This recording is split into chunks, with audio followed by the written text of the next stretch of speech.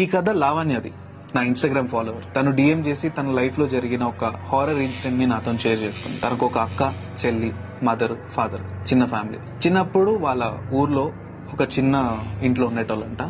ఆ ఇంటి వెనక ఒక బావి ఉండేది.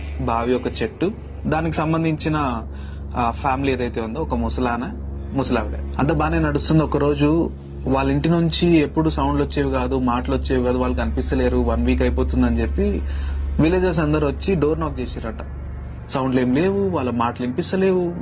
వీళ్ళకి డౌట్ వచ్చి డోర్లు బద్దలు కొట్టి లోపల పోయి చూస్తే ఆ ముసలావిడ చనిపోయారు. ఇదేదో ఈ రీసెంట్ టైమ్స్ లో జరిగినట్టు కాదు, చాలా రోజుల క్రితం చనిపోయినట్టు.